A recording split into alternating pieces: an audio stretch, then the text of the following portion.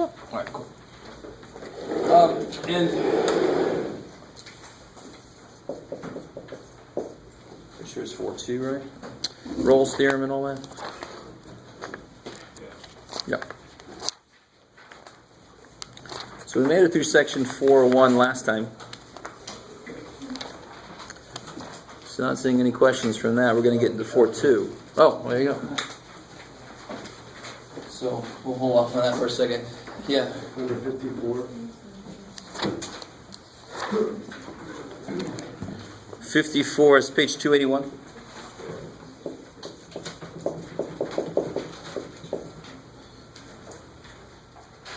Let's see.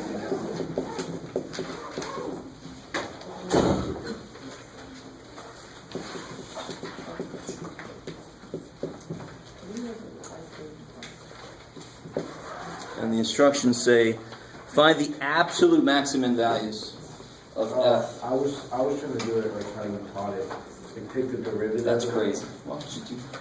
I did it for all of them like that. All right. Take the derivative of that, and then simplify that, and then find your critical values, and then plug it back into your regular slope, and then find those. The regular function, yeah. See with the word with M, the multi. No, you don't need all that. You don't. Yeah, no. So No, this is purely, what's so nice about absolute max and min?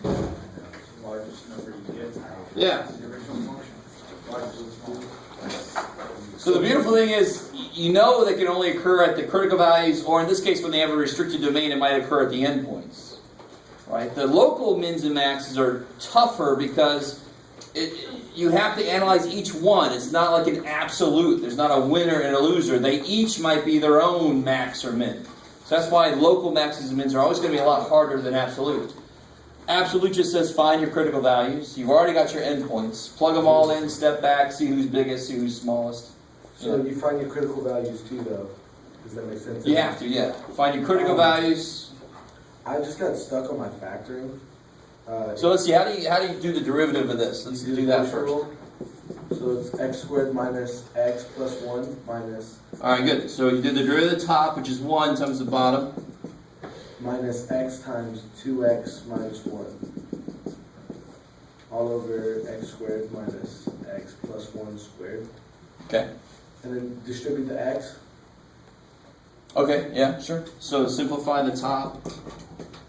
So I got, when I simplified the top, I got negative x squared plus 1 all over x squared, yeah. And then I divided a negative, I don't know why, I divided a negative 1 off the top, because then you could factor that. Well, you can still factor the way it is. 1 minus x squared. So this will be 1 minus x, 1 plus x. Okay. All over that thing squared. So where's this thing? The quad, you gotta do the quad. Quadratic formula. Well, on the bottom, what would the roots be on the bottom? This would be where the slope is undefined. And it's important to figure out where the slope is undefined, because that could be a location where things happen. But where the slope is undefined is not going to be somewhere where it's a max or a min, absolute max or a min. But just out of curiosity, this thing here, where is this derivative undefined? So if you try to do the quadratic formula, what happens? You can see very quickly, when you look at this, you always look at this guy first, right? I mean, we can handle complex numbers, but we're not using complex numbers for these questions. So they have to be real outputs for me to even include in my answer. And this thing is going to have... It's going to be 0. It's going to be... Negative, sorry. It's going to be negative, so I don't have to worry about it. When we go to graph these things, I want to know where the slope is undefined to help me figure out what the graph looks like. So we are going to have to take a minute and find out where it's undefined. In this case, I don't have to really find it because it's not going to be the location of an absolute max or min, but also it's only complex. It's never undefined for real numbers. So it's cool. I don't have to worry about that part. I just have to worry about where this derivative equals 0, right? What are my critical values going to be? So the slope is nowhere undefined. It's defined everywhere. Because the bottom only has complex roots. But 0, 1, 8, 1. -1 and 1. Yeah, -1 and 1. And then 0 and 3.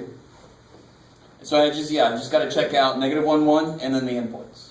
Just plug those back. Where do I plug those in? Back to the Original, good. So the bottom, because it's negative in the square root, once you just pull an imaginary number out. Yeah, but remember, we're dealing with real numbers here. That's it. Because we're looking at the graph in an XY plane. We're not dealing with any complex domain.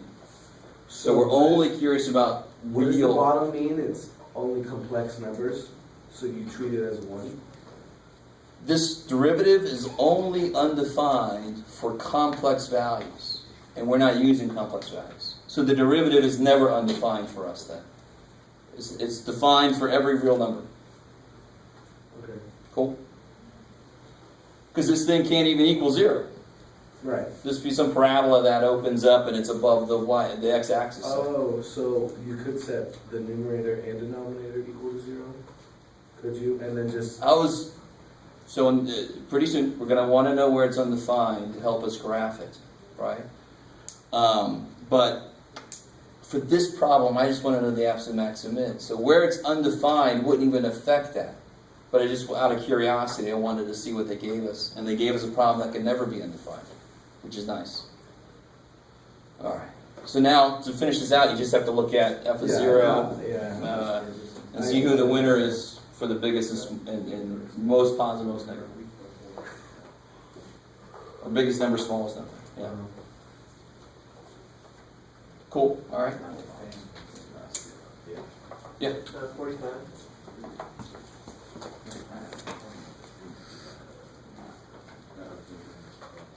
Oh, okay. All right.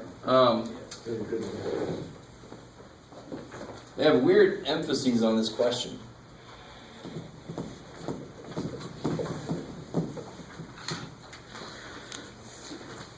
A formula for the derivative of a function f is given.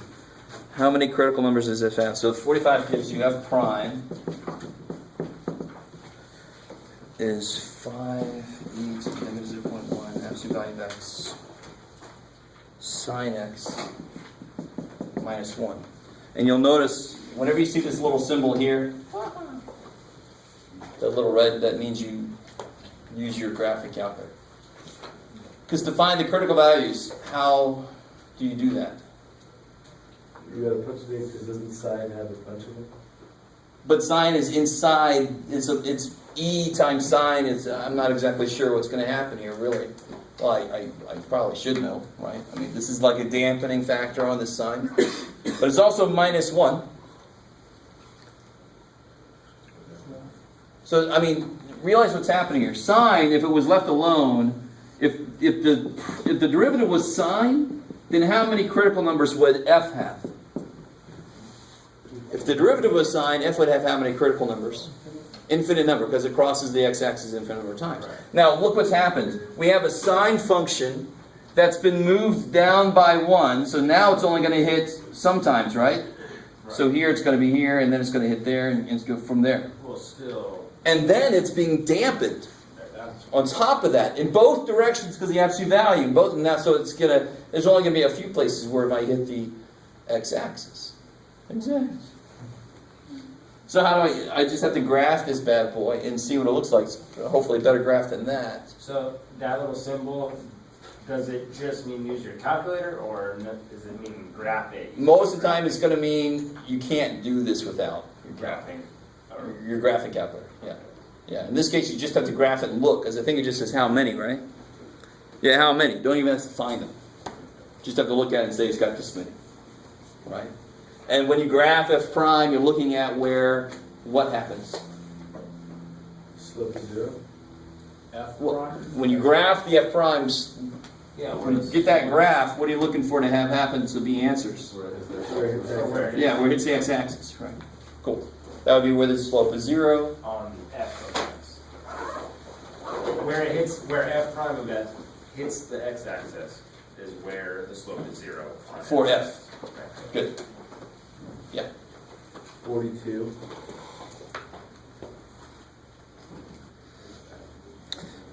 So this one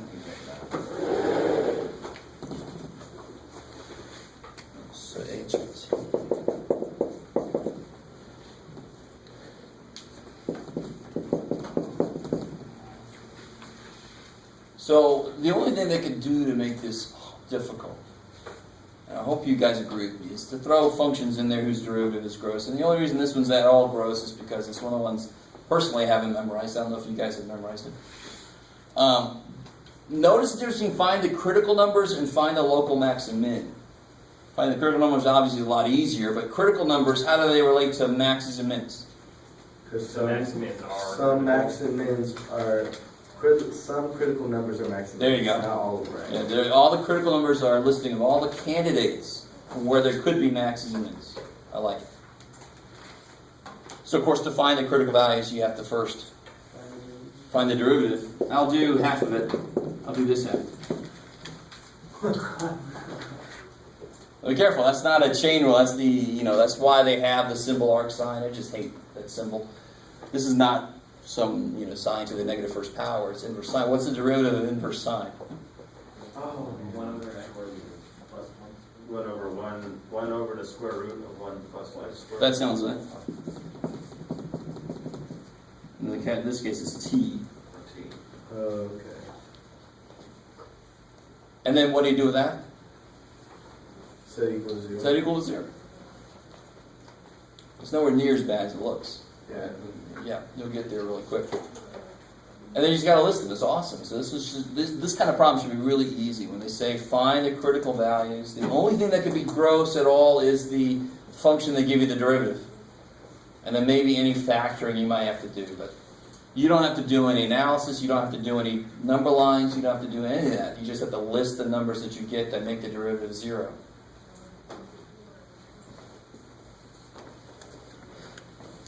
Okay.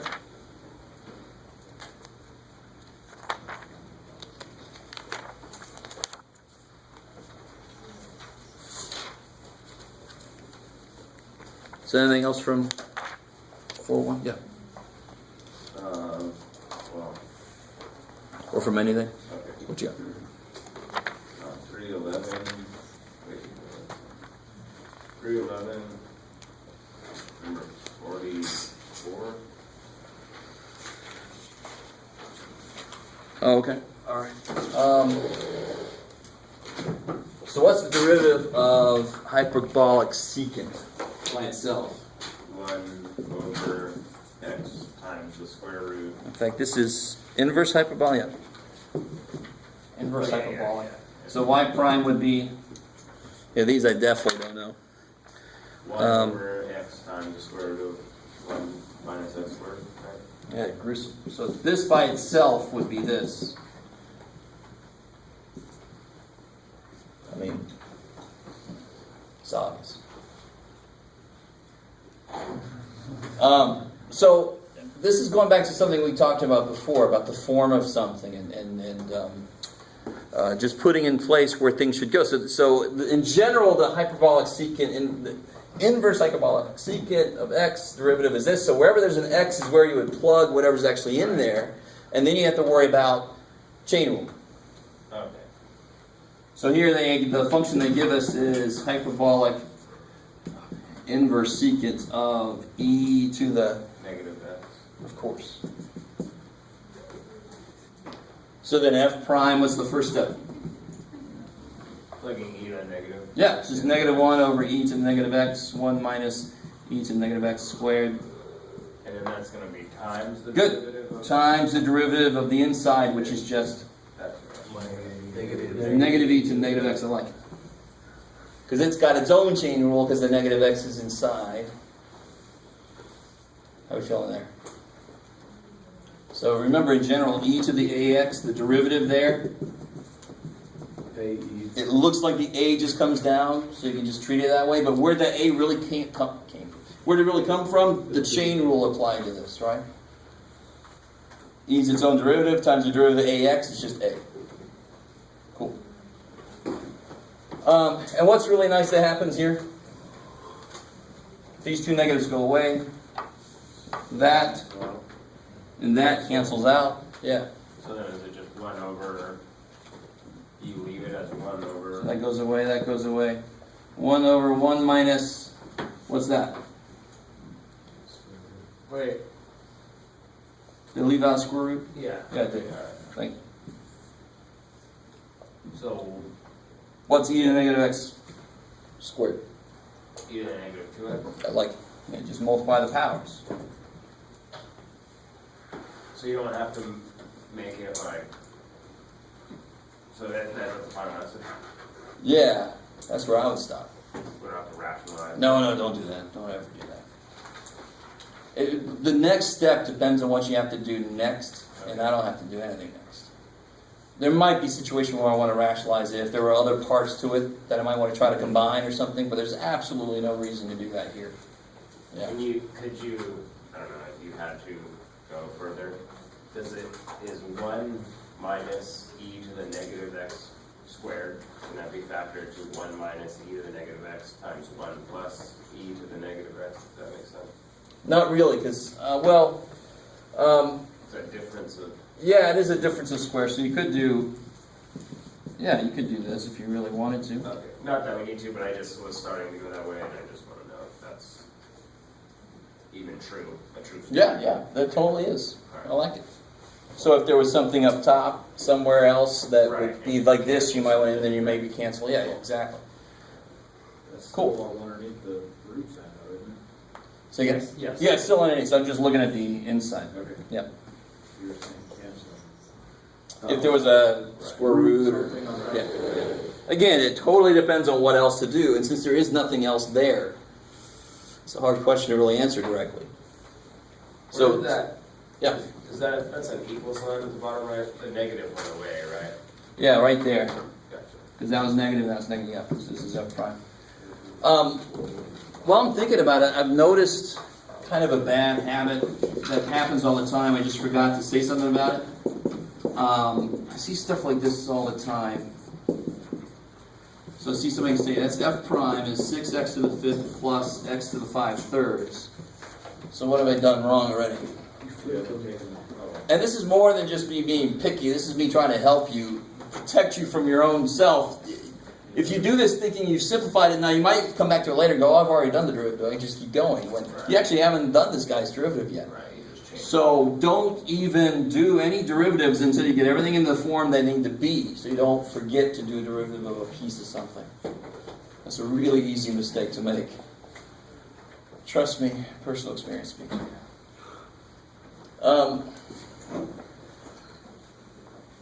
Okay, so anything else from 311, 4.1? 63, 4.1. 4.4? 4.1. 63.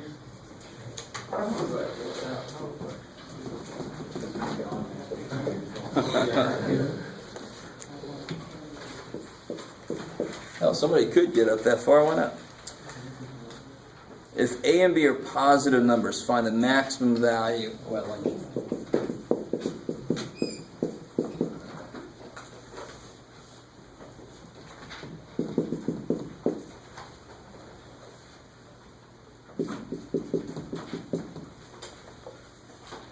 alright, so we want to find the maximum value of this. And this is where you just start attacking it. You don't know what the hell's going to happen. You don't like that there's A's and B's in there. That's too bad. So you just take the derivative. There you go. Cool. You take the derivative and try to find the maximum value. So a x to the a minus 1. Yeah, the A. A comes down, a minus 1. And then, Leave that dude alone, right? One at a time. Oh, yeah. Do a product rule now. Plus, leave this dude alone. B. 1 minus x, b minus 1. Good. Get rid of the inside. So you get a x to the a minus 1, 1 minus x to the b, plus, minus, thank you, b x to the a, 1 minus x to the b minus 1. Gruesome. This is kind of like a blueprint for how to handle anything that looks like this. I mean, the same thing's always going to happen. And I'm going to give, this happens all the time in Math 178. You get, blah to the 7th, blah to the 4th. You take it to 7, and you're going to have these things repeated throughout. They're going to factor out. I mean, the same thing happens all the time. And you have the factors that are exactly these, and then you have crap that comes down to its own little weirdness that sometimes has answers, sometimes doesn't. I have no idea if you guys are with me. You might not have done enough of these. What's the second one up there? You got a to the x, a to the minus 1, 1x, b plus, what's that next one right there? Yeah, does that say plus b x B, to the yeah, Where's because it that? came down from the B. Right, taking the derivative of this guy now? Okay, and you just, I just automatically put it out front. Right. Yeah. So because it's the derivative of, it's the left times the derivative. Yeah, that power comes down by 1. Okay. Inside gets So a instead turn. of putting the b in front of the 1 minus. So they x, wanted from 0 to 1. You know what I mean? So how would you show? We're not there yet. Right. Hold on. The other way. So what do I have to do to this? Now, of course, what do I have to do next with this? Simplify. Why? Because Because what do I have to do next with to this? 0. Set it equal to 0. And of course, that means I have to factor it. So it's always what you have to do next that tells you what to do with this. Would you pull out a 1 minus x to the b? No? Just one What's the minus smallest power on 1 minus x? You always pull out the Oh, smallest b power. minus 1. Yeah. So I pull out, what would I pull out on the x? X to the a minus 1. And I pull out 1 minus x to the B minus 1. b minus 1. And what's left? A I like it. negative b. That's a b, right? Negative b. No, come on. You took that out. You took out b minus 1 of these. X minus 1 minus x. So to there's the negative one of them left there, right? To the negative You with one, me? right? If I take out b minus 1 of these and there were b of them, how many of them are left? Negative 1. 1. Oh. b. I took 1 less than Oh, yeah, b. there's 1. Right. So there were b. If I take 1 less than b, there's 1 left. Cool. All right, it's like a semantics problem. And then what's over here? I took out 1 less x than there are x's, so there's 1 x left. And I took all the 1 minus x stuff out. You with me? Okay, so simplify the inside a little bit. I get a minus ax. I get a minus... Let me see if you guys are like this.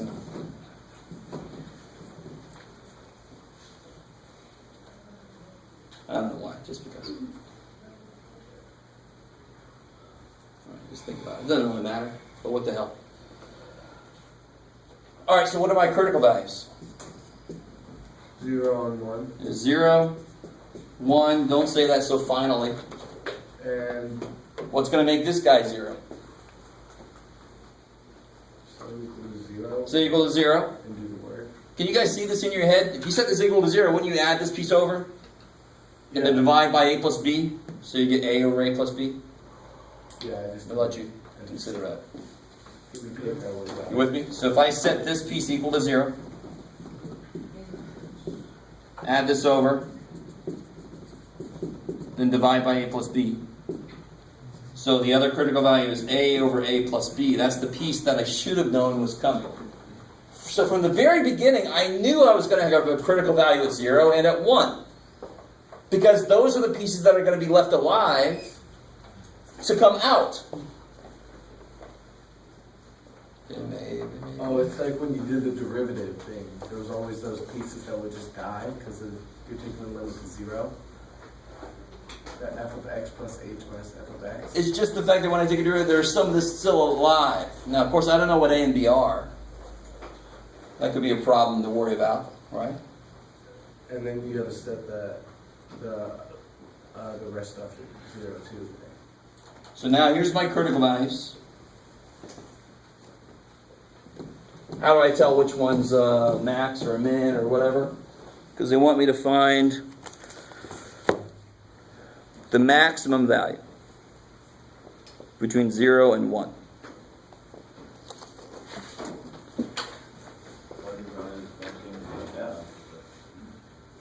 Now let me ask you this real quick.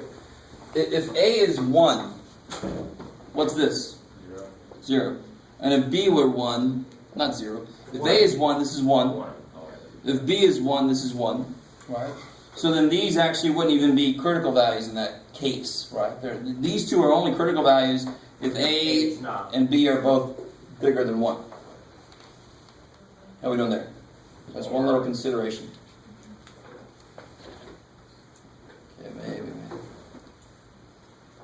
So this seems to be the real player in this thing. A over A plus B. So figure out what's going there. First off, does it match the requirement? Is it between 0 and 1? Yeah, it's one half. Right, so if 1, 1, and 1. Yeah, 1 half. I have no idea what A and B are. Oh, you were just, okay. I thought you said. So A and B could be any positive number. Right, so we don't know. And any value I use must be between 0 and 1.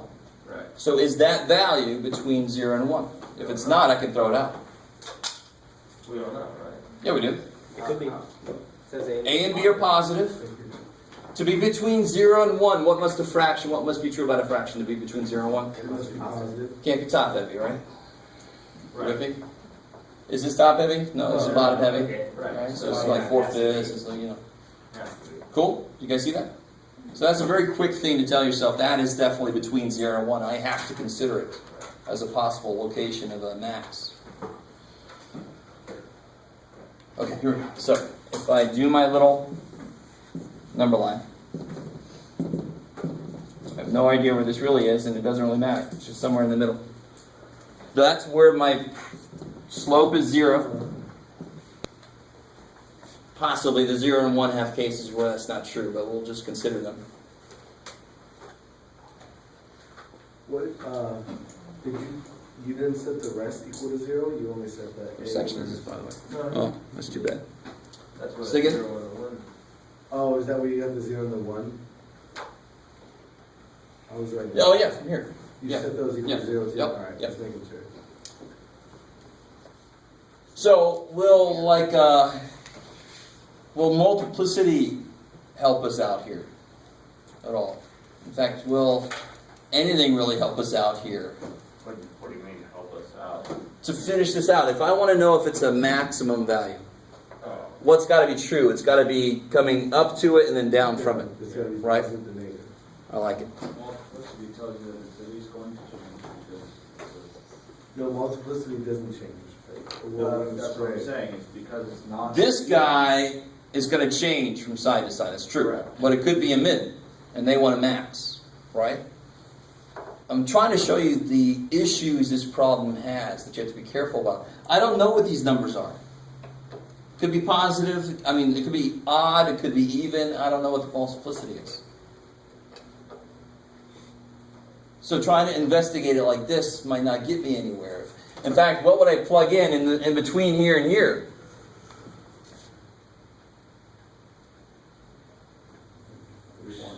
Good job. You can't really plug anything in because you don't know A and B.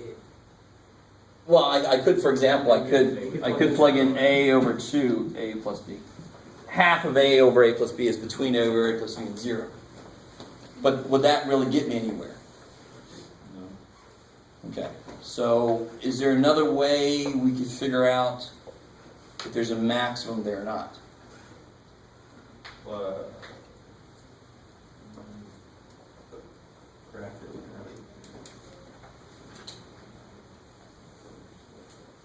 That's why I had to double check this the section we're in. Unfortunately, we're too early for a second derivative. That would make this really easy.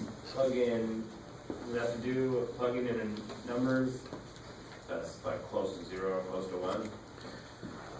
The whole problem with plugging in numbers is You don't know exactly. I want to know the signs at those locations, right? Does that have to do with how the signs change in the equation? It would. But the problem is I don't know what these powers are. Right. So if this ended up being squared, it would actually be... So what we do then is we try to break these down by cases. Maybe this is independent of case. So for example, let me give you an example. What if A minus 1 and B minus 1 are both even? Yeah. Go with me for a second here. What if these are both even? It's not going to change around those, right? And since this guy's root is A over A plus B, in fact, you guys could actually figure this out. Let me see if you guys can handle this. If I put a positive number in here and here, and then that's actually the key, Jeff. I'm being silly. All right, you ready for this? This guy, if I put a number in from between 0 and 1, what sign will it be? So this first piece is always positive. So this is positive. If I put a number in between 0 and 1 into this guy,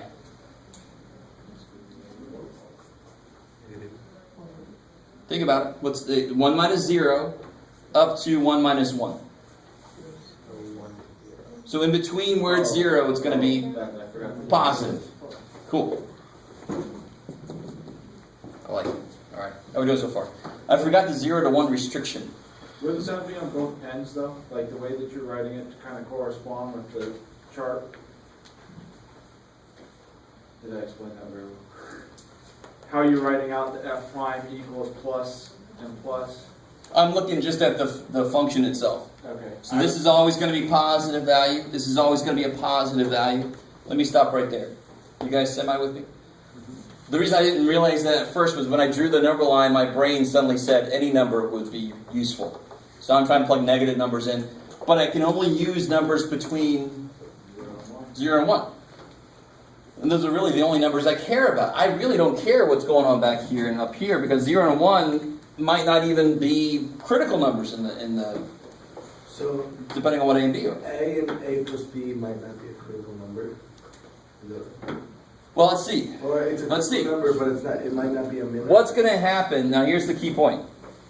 What's going to happen around? And you already said this, Dan. I think this guy. Will it change signs or not around its root? What's the multiplicity of this? 1. 1. So will it change signs around its root? Yes. Yes. Oh, sorry. Right? With me? So it all depends on is it positive and negative. So here's the part that I want to see if you guys can do. Can you find an eraser? Am I a game without an eraser? Okay. So real quick recap. This is a funky problem. So the derivative is not too bad, but what gets weird is how little information we have to use.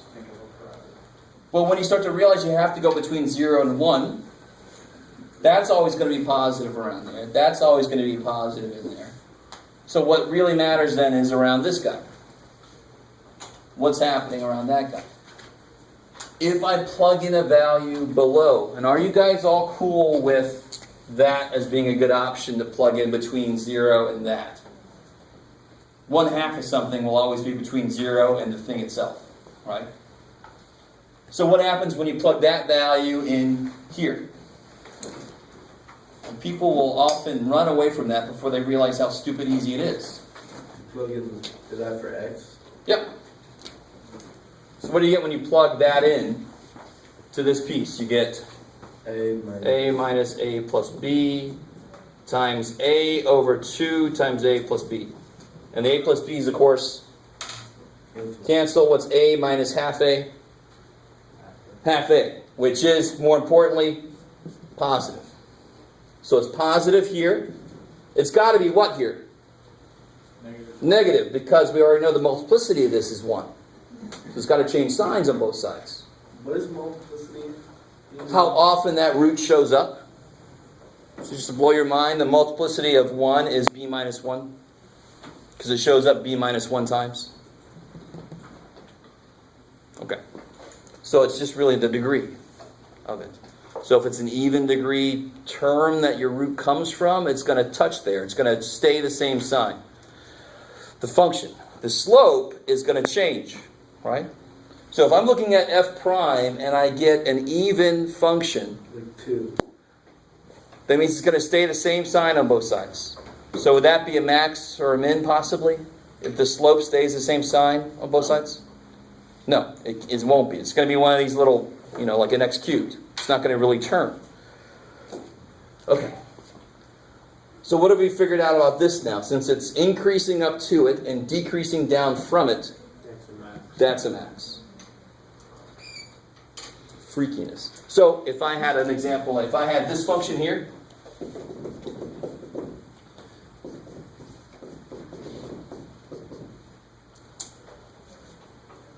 What's the location of a max? What's A? 1. What's A? 9. What's B? 11. So what's the location of a max? Yeah, 9 over 20. So 9/20ths, and if I plug that back in, I'll see what the full point is. Right? So at the point, at x equal to 9/20ths, there must be max. That's what we just proved. Because what's A and B over there? I don't know. Anything you want it to be, as long as they're positive. Okay. Maybe. You guys like that problem. So anything else from the homework? Where'd it go? Oh, right there. The f prime equals plus plus. Did you kind of sort of, oh, I guess you didn't really stop, but it's not really tying back to the original 3 parts Oh yeah, it is. derivative. So the first part will always be positive between 0 and 1. Yeah. The second part will all be Yeah. positive between 0 and 1. But then the third part is a plug and play. It's not really just turning it back in like we did with the first 2. Yeah, we plugged in the value and we got positive for here. Yeah. Therefore, it must be negative. I don't have to plug something in. But I know it's negative there because I know the multiplicity is odd. It's the first multiplicity, 1 multiplicity. Okay. That one, definitely funky. If that's the only one you had problem with, I love it. So, I was getting hung up on 0 and 1, but this says what's a maximum? Find something that's always a maximum. And depending on what A and B are, these might not even be critical values. They might not even be here. If A and B are both 1, that wouldn't even be here. That'd be 1 and 1. So what's always going to be a max value, no matter what A and B are? A over A plus B. Funky. And if we would have gotten a negative for that blue part, then there would have been a maximum. Yeah, that would have been the location of a min. Exactly. Cool. Okay. Anything else from the homework? That's the kind of problem I hope that you would be one of the few that you have trouble with. Because that one sounds a little weird from the beginning.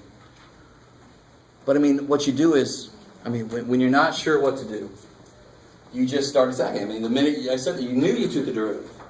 So you just crank through that derivative, you power through that derivative, and then you say, what the hell do I do from now? And that might be where some of us get a little freaked out by this, but no matter what this looks like, you solve it for x. You set it equal to 0, solve it for x. You know you've got to make it equal to 0.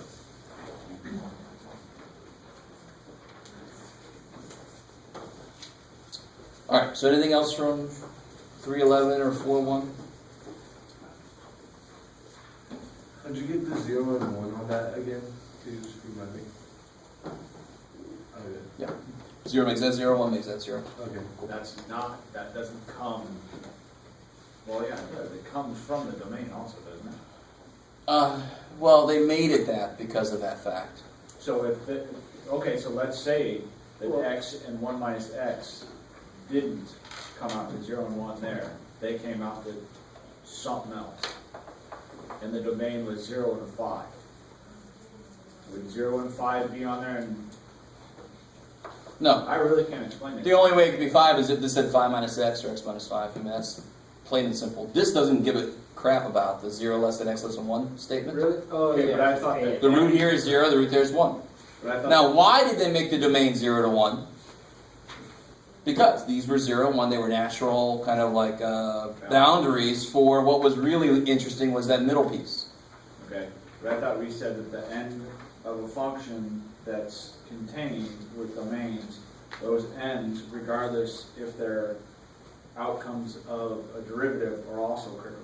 But what's really cool about, so it kind of teases that bit out, what's true about the function at 0 and 1? 0. It's 0.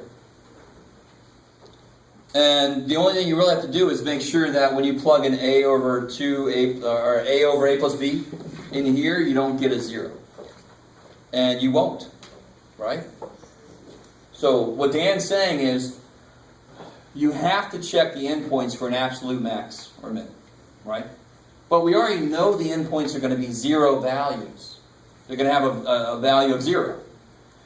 And that A over A plus B is guaranteed to be a maximum value in that interval, right? So even then I don't have to worry about the endpoints, because in the interval 0 to